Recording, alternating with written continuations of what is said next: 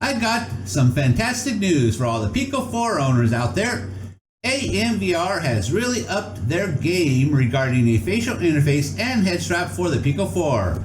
I bought one, and after having it a number of weeks now, I'm ready to talk about it. So let's get into it. It comes in 2 boxes. That's right, 2 boxes, because this thing is more than just a facial interface. In the first box is the facial interface itself, and boy, do I have some things to say about this design. And in the second is a replaceable back piece and a part to convert the Pico 4 into a halo style. In addition, in that second box, you will find a tool to remove the existing back piece on the Pico 4 and a front to back head strap as well, though in my opinion, it is debatable if you will even need this piece. The instructions are on the lid with pictures and all explaining the entire process. Moving on, let's talk about this facial interface. The material is a silicone type that can easily be wiped down if needed due to sweat and whatnot. There are 2 features though that I really like about it. The first is its accordion style. Unlike most facial interfaces that rest against your face and basically place your eyes at a set distance from the lenses, this accordion style in essence gives you the flexibility on how close to the lenses your eyes are. Tightening down the back brings your eyes closer, and loosening will move them further away. The second feature is the nose section. Every interface I've come across to date had this flimsy nose section that had these free flapping wings, and they were so bad I ultimately removed them and did not use them. This nose section, on the other hand, feels like it was more than just an afterthought. It's one solid piece with no free flapping anything, and there is a split down the front and top which basically molds the nose section to your nose when you put it on, basically allowing it to accommodate different nose types. This does such a good job conforming to your nose that there is zero light leakage around that area, which was a failing with every other interface I've found for the Pico 4. While we are on the topic of light leakage, this facial interface does an amazing job of eliminating light leakage all around as it actually molds itself to your face. If I was to deliver one critique though, it would have to do with the sides. You will notice that I've added these pads to both sides, something I've had lying around from a prior facial interface. I added these because on the sides of the head, there was still a smidgen of light that could get in because there is an indentation on the sides of our heads above the cheekbone and below the forehead right behind the eyes. This rested over that indentation, and unless you tighten down the headset enough to squish this into those indentations, some light would get in there. Adding these fills in those indentations and eliminates all light leakage regardless of how tight you have it. So the critique would be if they could redesign this to incorporate something like this that fills in those indentations. It's a minor critique though, and overall this is a fantastic interface and quite frankly is the best one I've found for the Pico 4.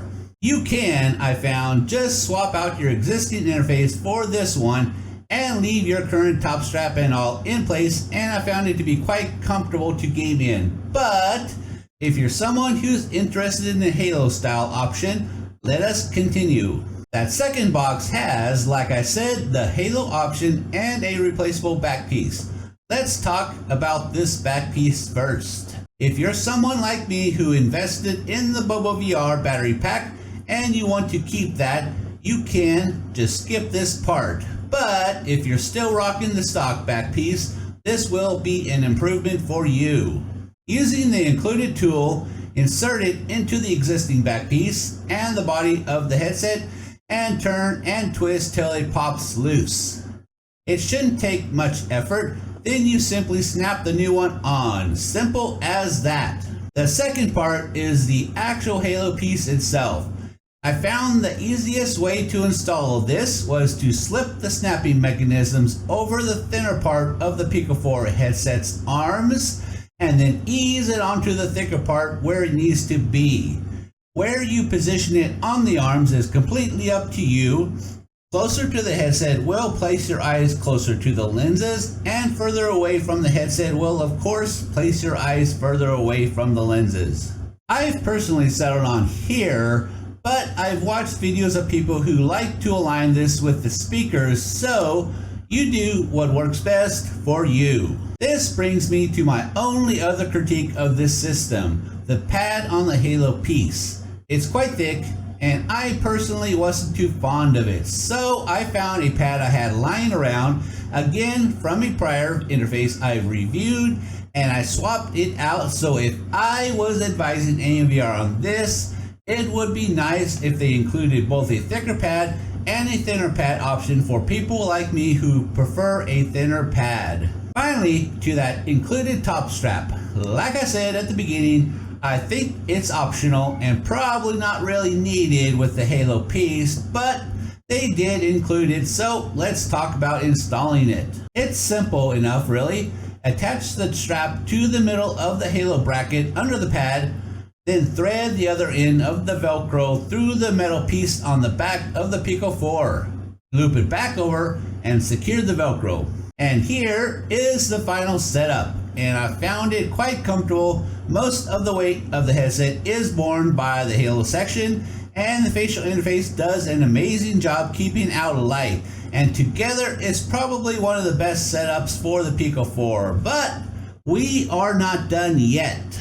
I've now shown you 2 ways you can wear this using just a facial interface, which I found comfortable, or with everything as advertised. But let me show you a third and a fourth way.